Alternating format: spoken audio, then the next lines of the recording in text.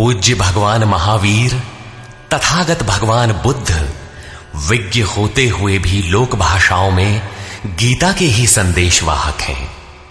आत्मा सत्य है और पूर्ण संयम से आत्मस्थिति का विधान है, ये गीता का ही विचार है। बुद्ध ने उसी तत्व को सर्वज्ञ तथा अविनाशी पद कहकर गीता के ही विचार को पुष्ट किया है।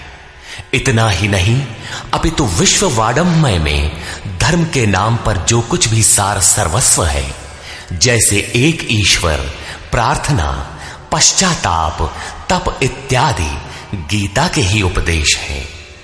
वही उपदेश स्वामी श्री अड़गड़ानंद जी के मुखाब से निःसृत यथार्थ गीता कैसेट रूप में मानव मात्र की मुक्ति का दिव्य संदेश बनकर उपस्थित है।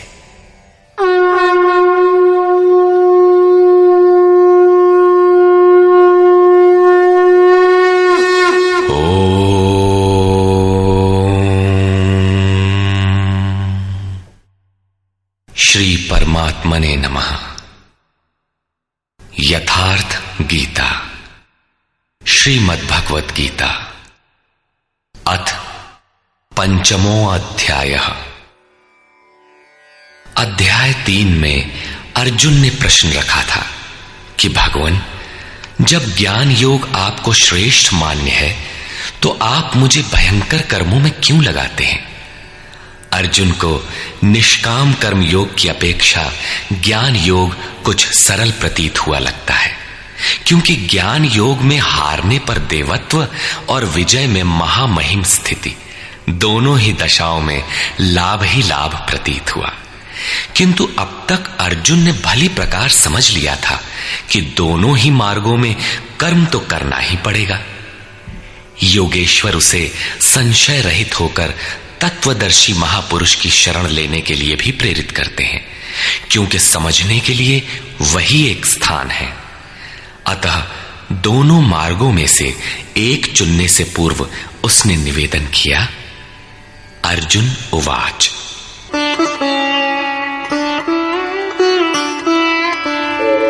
संन्यासं कर्मणां कृष्ण पुनर्योगं च शंससि यच्छ्रेय एतयोरेकं तन्मे ब्रूहि सुनिश्चितम्। हे श्री कृष्ण, आप कभी संन्यास माध्यम से किए जाने वाले कर्म की और कभी निष्काम दृष्टि से किए जाने वाले कर्म की प्रशंसा करते हैं। इन दोनों में से एक जो भली प्रकार आपका निश्चय किया हुआ हो, जो परम कल्याणकारी हो, उसे मेरे लिए कहिए। कहीं जाने के लिए आपको 2 मार्ग बताए जाए तो आप सुविधाजनक मार्ग अवश्य पूछेंगे। यदि नहीं पूछते तो आप जाने वाले नहीं हैं। इस पर योगेश्वर श्री कृष्ण ने कहा। श्री भगवान उवाच। संन्यासः कर्मयोगश्च निःश्रेयसकरावुभौ तयोस्तु कर्म संन्यासात् कर्मयोगो विशिष्यते। अर्जुन, संन्यास माध्यम से किया जाने वाला कर्म अर्थात ज्ञान मार्ग से किया जाने वाला कर्म और कर्म योग, निष्काम भावना से किए जाने वाले कर्म, ये दोनों ही परम श्रेय को दिलाने वाले हैं। परंतु इन दोनों मार्गों से संन्यास अथवा ज्ञान दृष्टि से किए जाने वाले कर्म की अपेक्षा निष्काम कर्म योग श्रेष्ठ है। प्रश्न स्वाभाविक है कि श्रेष्ठ क्यों है? ज्ञेयः स नित्य सन्न्यासी यो न द्वेष्टि न कांक्षति निर्द्वन्द्वो हि महाबाहो सुखं बन्धात् प्रमुच्यते। महाबाहु अर्जुन, जो न किसी से द्वेष करता है न किसी की आकांक्षा करता है, वो सदैव सन्यासी ही समझने योग्य है, चाहे वो ज्ञान मार्ग से या निष्काम कर्म मार्ग से ही क्यों ना हो। राग द्वेषादि द्वंद्वों से रहित वो पुरुष सुखपूर्वक भव बंधन से मुक्त हो जाता है।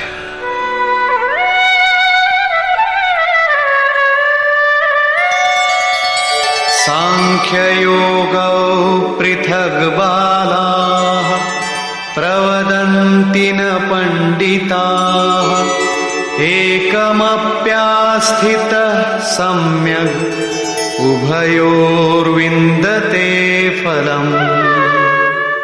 निष्काम कर्मयोग तथा ज्ञान योग, इन दोनों को वही अलग अलग बताते हैं जिनकी समझ इस पथ में अभी बहुत हल्की है, न कि पूर्ण ज्ञाता पंडित लोग। क्योंकि दोनों में से एक में भी अच्छी प्रकार स्थित हुआ पुरुष दोनों के फल रूप परमात्मा को प्राप्त होता है। दोनों का फल एक है, इसलिए दोनों एक ही समान है।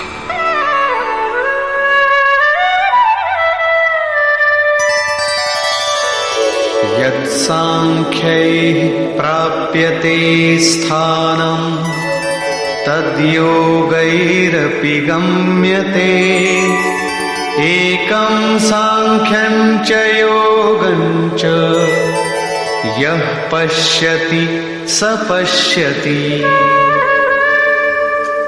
जहां सांख्य दृष्टि से कर्म करने वाला पहुंचता है, वहीं निष्काम माध्यम से कर्म करने वाला भी पहुंचता है। इसलिए जो दोनों को फल की दृष्टि से एक देखता है, वही यथार्थ जानने वाला है।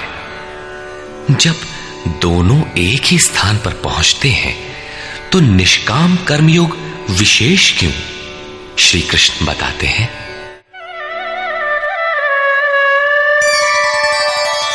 संन्यासस्तु महाबाहो दुःखमाप्तुमयो गतः योगयुक्तो मुनिर्ब्रह्म न चिरेणाधिगच्छति।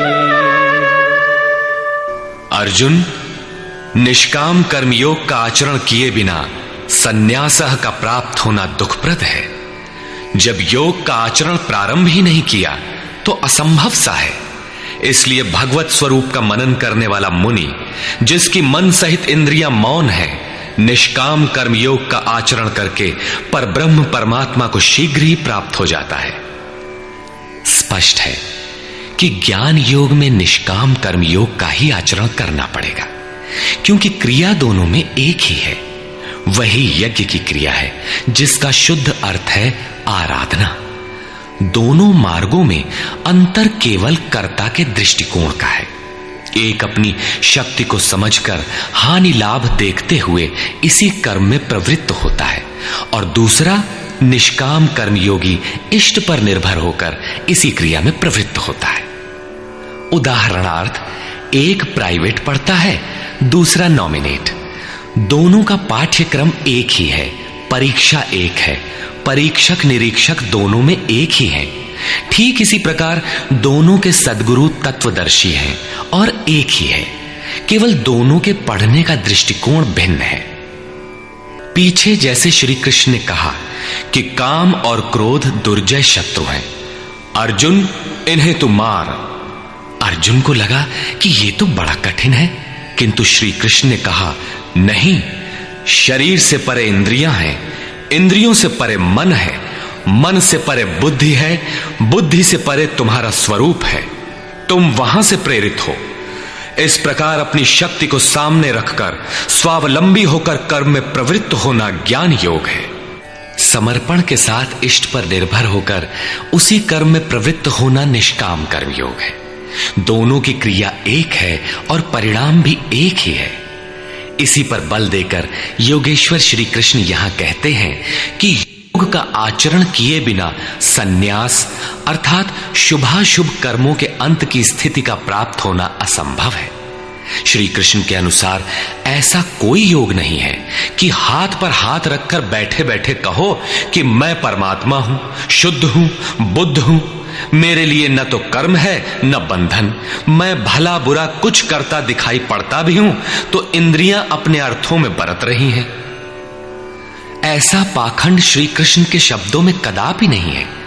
साक्षात योगेश्वर भी अपने अनन्य सखा अर्जुन को बिना कर्म की ये स्थिति नहीं दे सके। यदि ऐसा वे कर सकते तो गीता की आवश्यकता ही क्या थी। कर्म तो करना ही पड़ेगा।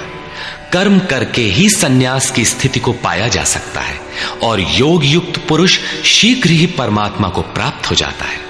योग युक्त पुरुष के लक्षण क्या है, इस पर कहते हैं,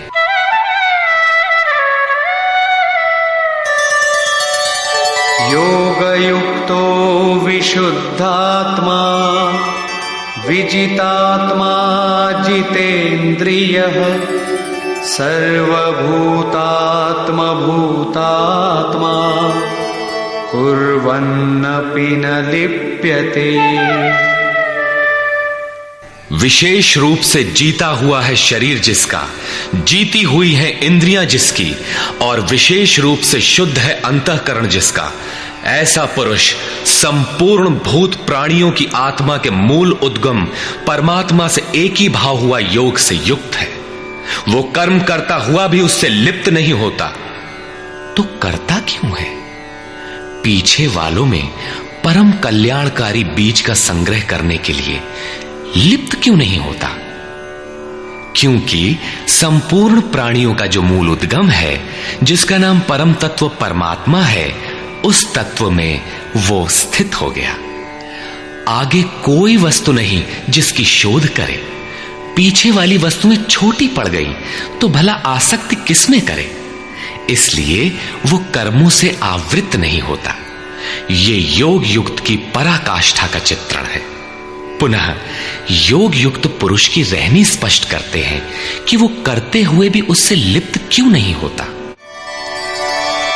नैव किंचित करोमीति युक्तो मन्येत तत्त्ववित् पश्यन् शृण्वन् स्पृशन् जिघ्रन् अश्नन् गच्छन् स्वपन् श्वसन् प्रलपन् विसृजन् गृह्णन् उन्मिषन् निमिषन्नपि इन्द्रियाणीन्द्रियार्थेषु वर्तन्त इति धारयन्।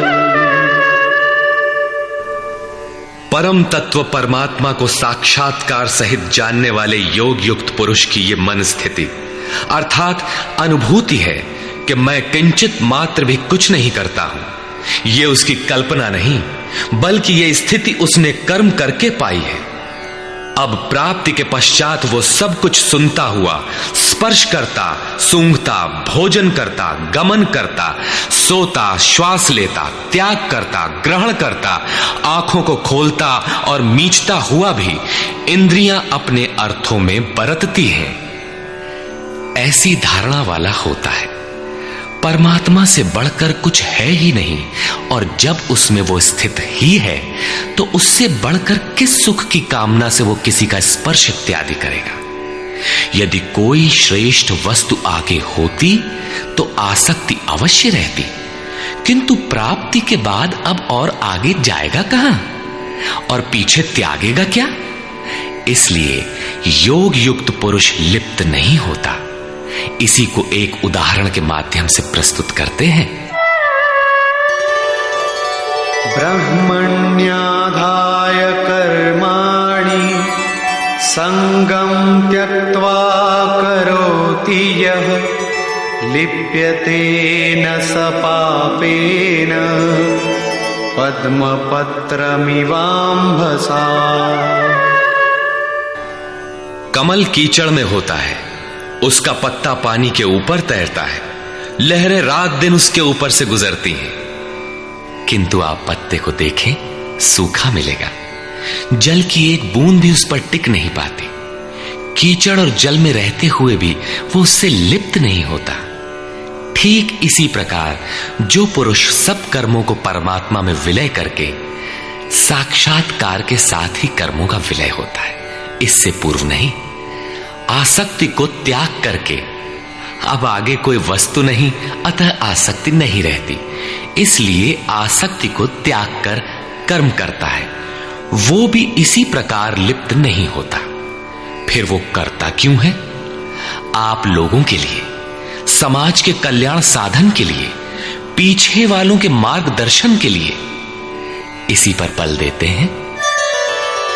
कायेन मनसा बुद्ध्या केवलैरिन्द्रियैरपि योगिनः कर्म कुर्वन्ति संगम त्यक्त्वात्मशुद्धये। योगी जन केवल इंद्रिय, मन, बुद्धि और शरीर द्वारा भी आसक्ति त्याग कर आत्मशुद्धि के लिए कर्म करते हैं। जब कर्म ब्रह्म में विलय हो चुके तो क्या अब भी आत्मा अशुद्ध ही है? नहीं, वे सर्वभूतात्म भूतात्मा हो चुके हैं। संपूर्ण प्राणियों में वे अपनी ही आत्मा का प्रसार पाते हैं। उन समस्त आत्माओं की शुद्धि के लिए, आप सबका मार्गदर्शन करने के लिए वे कर्म में बरतते हैं। शरीर, मन, बुद्धि तथा केवल इंद्रियों से वो कर्म करता है। स्वरूप से वो कुछ भी नहीं करता, स्थिर है। बाहर से वो सक्रिय दिखाई देता है, किंतु भीतर उसमें असीम शांति है।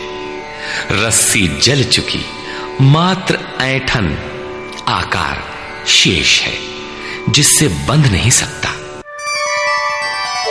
युक्तः कर्म फलं त्यक्त्वा शान्तिमाप्नोति नैष्ठिकीम् अयुक्तः कामकारेण फले सक्तो निबध्यते। योग युक्त अर्थात योग के परिणाम को प्राप्त पुरुष जो सब प्राणियों के आत्मा के मूल परमात्मा में स्थित है, ऐसा योगी कर्म के फल को त्याग कर, कर्मों का फल परमात्मा उससे भिन्न नहीं है, इसलिए अब कर्म फल को त्याग कर नैष्ठिकीम शांतिम आपनोति, शांति की अंतिम अवस्था को प्राप्त होता है, जिसके आगे कोई शांति शेष नहीं है, जिसके पश्चात वो कभी अशांत नहीं होता। किंतु अयुक्त पुरुष जो योग के परिणाम से युक्त नहीं है, अभी रास्ते में है, ऐसा पुरुष फल में आसक्त हुआ। फल है परमात्मा, उसमें उसका आसक्त होना आवश्यक है, इसलिए फल में आसक्त होने पर भी काम कारेण निबध्यते, कामना करके बंध जाता है, अर्थात पूर्ति पर्यंत कामनाएं जागृत होती है। अतः साधक को पूर्ति पर्यंत सावधान रहना चाहिए। महाराज जी कहा करें, हो तनिको हम अलग, भगवान अलग है, तो माया कामयाब हो सकती है। कल ही प्राप्ति होनी हो, किंतु आज तो वो अज्ञानी ही है, अतः पूर्ति पर्यंत साधक को असावधान नहीं होना चाहिए। इसी पर आगे देखें। सर्वकर्माणि मनसा सन्न्यस्यास्ते सुखं वशी नवद्वारे पुरे देहि नैव कुर्वन्न कारयन्। जो संपूर्ण रूप से स्ववश है, जो शरीर, मन, बुद्धि और प्रकृति से परे स्वयं में स्थित है, ऐसा वशी पुरुष निसंदेह न कुछ करता है न कराता है। पीछे वालों से कराना भी उसकी आंतरिक शांति का स्पर्श नहीं कर पाता। ऐसा स्वरूपस्थ पुरुष शब्दादि विषयों को उपलब्ध कराने वाले 9 द्वारों, 2 कान, 2 नेत्र, 2 नासिका छिद्र, 1 मुख, उपस्थ एवं पायु वाले शरीर रूपी घर में सब कर्मों को मन से त्याग कर स्वरूपानंद में ही स्थित रहता है। यथार्थतः वो न कुछ करता है और न कराता है।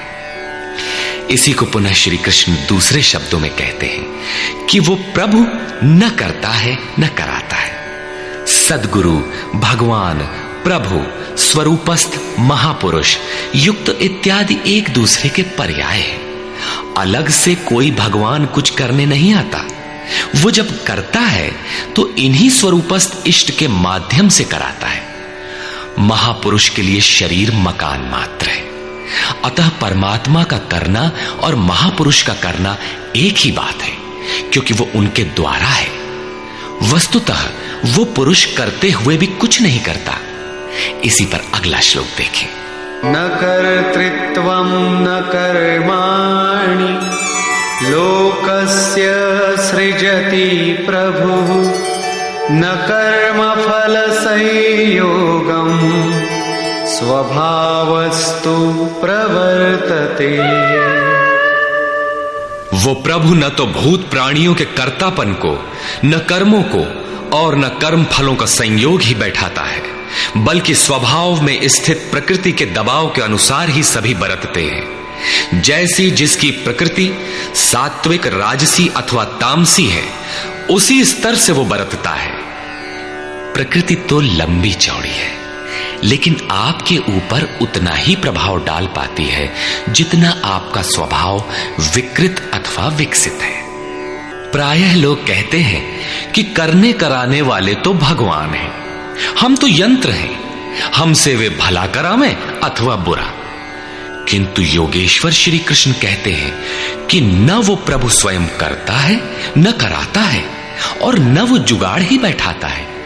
लोग अपनी स्वभाव में स्थित प्रकृति के अनुरूप बरतते हैं, भगवान नहीं करते। तब लोग कहते क्यों हैं कि भगवान करते हैं? इस पर योगेश्वर बताते हैं, नादत्ते कस्यचित् पापं न चैव सुकृतं विभुः अज्ञानेनावृतं ज्ञानं तेन मुह्यन्ति जन्तवः। जिसे अभी प्रभु कहा उसी को यहां विभु कहा गया है, क्योंकि वो संपूर्ण वैभव से संयुक्त है। प्रभुता एवं वैभव से संयुक्त वो परमात्मा न किसी के पाप कर्म को और न किसी के पुण्य कर्मों को ही ग्रहण करता है। फिर लोग कहते क्यों हैं? इसलिए कि अज्ञान के द्वारा ज्ञान ढका हुआ है। उन्हें अभी साक्षात्कार सहित ज्ञान तो हुआ नहीं, वे अभी जंतु हैं। मोहवश वे कुछ भी कह सकते हैं। ज्ञान से क्या होता है, इसे स्पष्ट करते हैं। ज्ञानेन तु तदज्ञानम् येषां नाशितमात्मनः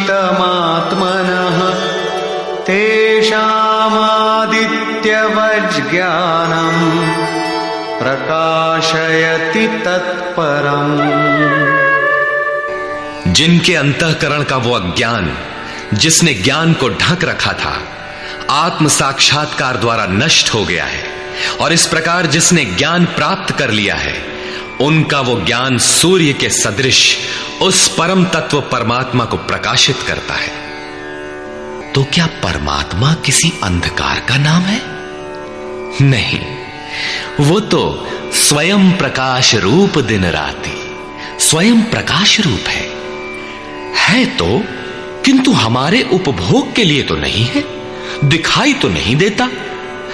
जब ज्ञान द्वारा अज्ञान का आवरण हट जाता है, तो उनका वो ज्ञान सूर्य के सदृश परमात्मा को अपने में प्रवाहित कर लेता है।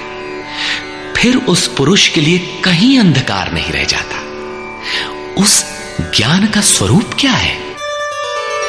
तद्बुद्धयस्तदात्मानः तन्निष्ठास्तत्परायणाः गच्छन्त्य पुनरावृत्तिं ज्ञाननिर्धूतकल्मषाः। जब उस परम तत्व परमात्मा के अनुरूप बुद्धि हो, तत्व के अनुरूप प्रवाहित मन हो, परम तत्व परमात्मा में एक ही भाव से उसकी रहनी हो और उसी के परायण हो, इसी का नाम ज्ञान है। ज्ञान कोई बकवास या बहस नहीं है। इस ज्ञान द्वारा पाप रहित हुआ पुरुष पुनरागमन रहित परम गति को प्राप्त होता है। परम गति को प्राप्त पूर्ण जानकारी से युक्त पुरुष ही पंडित कहलाते हैं। आगे देखें। विद्या विनय संपन्ने ब्राह्मणे गविहस्तिनी शुनि चैव श्वपाके च पंडिता समदर्शिनः। ज्ञान के द्वारा जिनका पाप शमन हो चुका है, जो अपनावर्ती परम गति को प्राप्त है, ऐसे ज्ञानी जन विनय युक्त ब्राह्मण तथा चांडाल में, गाय और कुत्ते में तथा हाथी में समान दृष्टि वाले होते हैं। उनकी दृष्टि में विद्या विनय युक्त ब्राह्मण न तो कोई विशेषता रखता है और न चांडाल कोई हीनता रखता है। न गाय धर्म है और न कुत्ता अधर्म, और न हाथी विशालता ही रखता है। ऐसे पंडित ज्ञाता जन समदर्शी और समवर्ती होते हैं। उनकी दृष्टि चमड़ी पर नहीं रहती, बल्कि आत्मा पर पड़ती है। अंतर केवल इतना है, विद्या विनय संपन्न स्वरूप के समीप है और शेष कुछ पीछे है। कोई एक मंजिल आगे है तो कोई पिछले पड़ाव पर। शरीर तो वस्त्र है।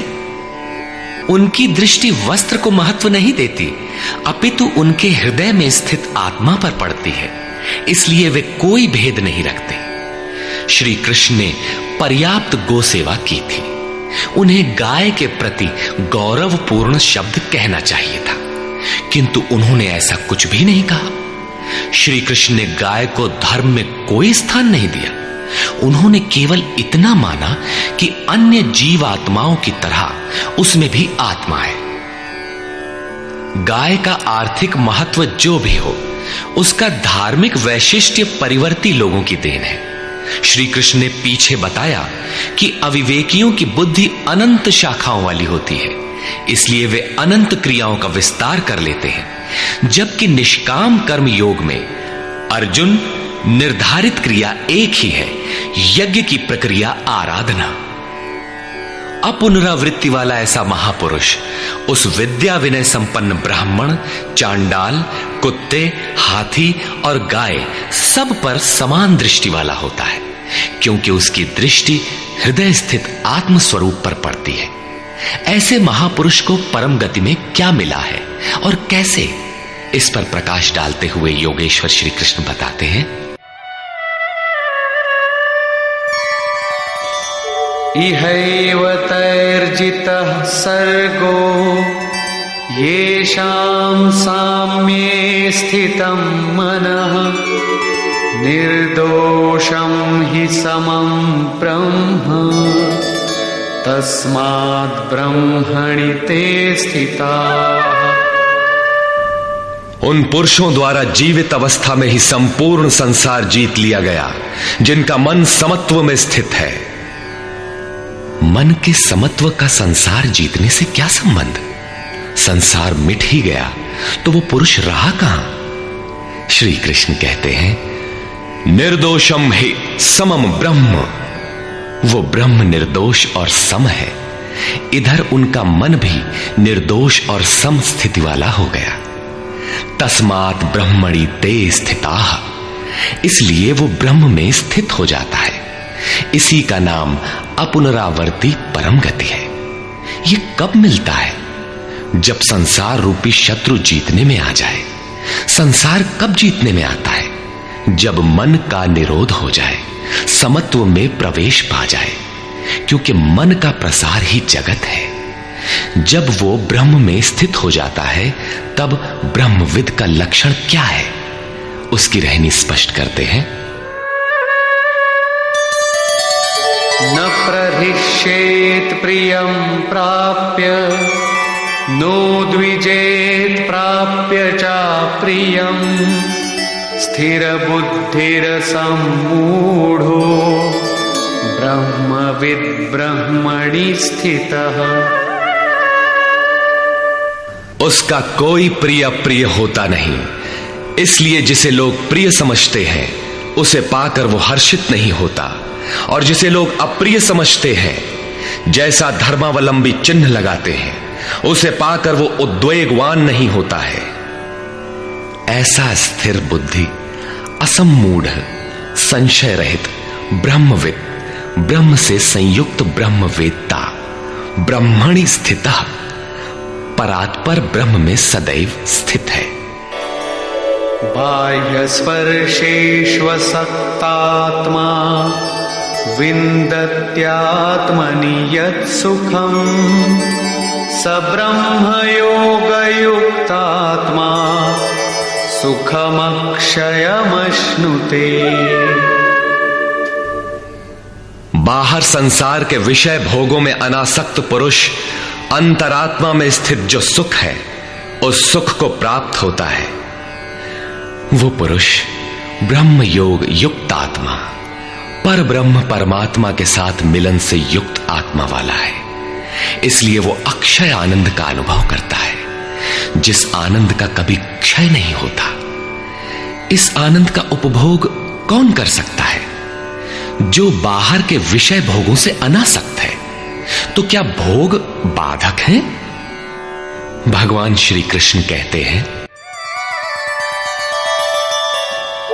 ये हि संस्पर्शजा भोगा दुःखयोनय एव ते आद्यन्तवन्तः कौन्तेय न तेषु रमते बुधः।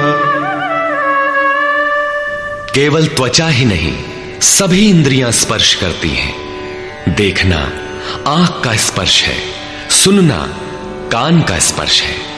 इसी प्रकार इंद्रियों और विषयों के संयोग से उत्पन्न होने वाले सभी भोग यद्यपि भोगने में प्रिय प्रतीत होते हैं, किंतु निसंदेह वे सब दुख योनयः, दुखद योनियों के ही कारण हैं। ये भोग ही योनियों के कारण हैं। इतना ही नहीं, वे भोग पैदा होने और मिटने वाले हैं, नाशवान हैं। इसलिए कौन्तेय, विवेकी पुरुष उनमें नहीं फंसते। इंद्रियों के इन स्पर्शों में रहता क्या है? काम और क्रोध, राग और द्वेष। इस पर श्री कृष्ण कहते हैं, शक्नोति हैव यः सोढुम् प्राक्शरीरविमोक्षणात् कामक्रोधोद्भवम् वेगम् स युक्तः स सुखी नरः।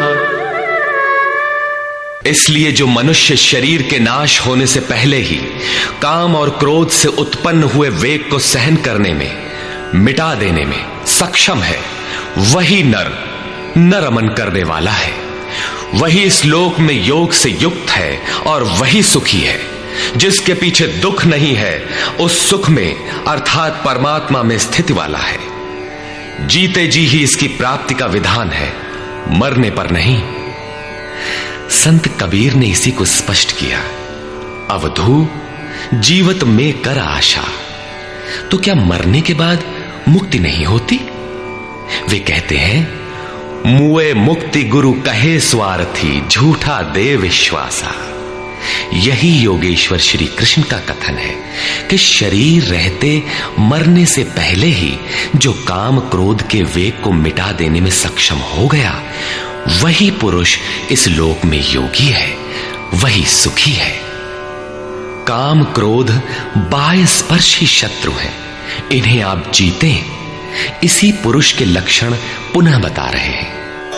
योऽन्तः सुखोऽन्तरारामः तथान्तर्ज्योतिरेव यः स योगी ब्रह्मनिर्वाणम् ब्रह्मभूतोऽधिगच्छति। जो व्यक्ति अंतरात्मा में ही सुख वाला, अंतरारामः, अंतरात्मा में ही आराम वाला, तथा जो अंतरात्मा में ही प्रकाश वाला, साक्षात्कार वाला है, वही योगी ब्रह्मभूत, ब्रह्म के साथ एक होकर ब्रह्म निर्वाणम, वाणी से परे ब्रह्म, शाश्वत ब्रह्म को प्राप्त होता है। अर्थात पहले विकारों, काम क्रोध का अंत, फिर दर्शन, फिर प्रवेश। आगे देखें। लभन्ते ब्रह्म निर्वाणम् ऋषयः क्षीणकल्मषाः छिन्नद्वैधायतात्मानः सर्वभूतहिते रताः। परमात्मा का साक्षात्कार करके जिनका पाप नष्ट हो गया है, जिनकी दुविधाएं नष्ट हो गई हैं, संपूर्ण प्राणियों के हित में जो लोग लगे हुए हैं, प्राप्ति वाले ही ऐसा कर सकते हैं। जो स्वयं गड्ढे में पड़ा है वो दूसरों को क्या बाहर निकालेगा। इसलिए करुणा महापुरुष का स्वाभाविक गुण हो जाता है। तथा यतात्मानः, जितेंद्रिय ब्रह्मवेत्ता पुरुष शांत पर ब्रह्म को प्राप्त होते हैं, उसी महापुरुष की स्थिति पर पुनः प्रकाश डालते हैं। काम क्रोध वियुक्तानां यतीनां यतचेतसां अभितो ब्रह्म निर्वाणं वर्तते विदितात्मनां। काम और क्रोध से रहित जीते हुए चित्त वाले परमात्मा का साक्षात्कार किए हुए ज्ञानी पुरुषों के लिए सब ओर से शांत पर ब्रह्म ही प्राप्त है। बार बार योगेश्वर श्री कृष्ण उस पुरुष की रहनी पर बल दे रहे हैं जिससे प्रेरणा मिले। प्रश्न लगभग पूर्ण हुआ।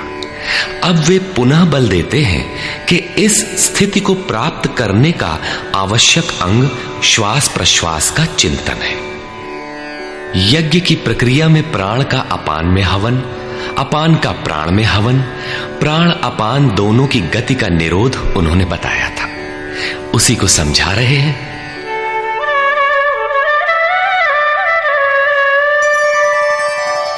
स्पर्शान् कृत्वा बहिर्बाह्यान् चक्षुश्चैवान्तरे भ्रुवोः प्राणापानौ समौ कृत्वा नासाभ्यन्तरचारिणौ यतेन्द्रियमनोबुद्धिः मुनिर्मोक्षपरायणः विगतेच्छाभयक्रोधो यः सदा मुक्त एव सः। अर्जुन, बाहर के विषयों दृश्यों का न चिंतन करते हुए उन्हें त्याग कर नेत्रों की दृष्टि को भ्रिकुटी के बीच में स्थिर करके, भ्रुवोह अंतरे का ऐसा अर्थ नहीं कि आंखों के बीच या भावों के बीच कहीं देखने की भावना से दृष्टि लगाएं। भ्रिकुटी के बीच का शुद्ध अर्थ इतना है कि सीधे बैठने पर दृष्टि भ्रिकुटी के ठीक मध्य से सीधे आगे बढ़े। दाहिने बाएं इधर उधर चकपक न देखें।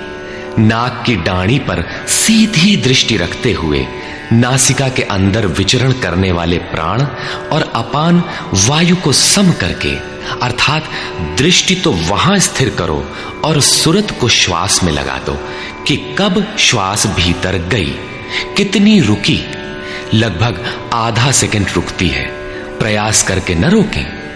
कब श्वास बाहर निकली, कितनी देर तक बाहर रही। श्वास में उठने वाली नाम ध्वनि सुनाई पड़ती रहेगी। इस प्रकार श्वास प्रश्वास पर जब सुरत टिक जाएगी तो धीरे धीरे श्वास अचल स्थिर ठहर जाएगी, सम हो जाएगी।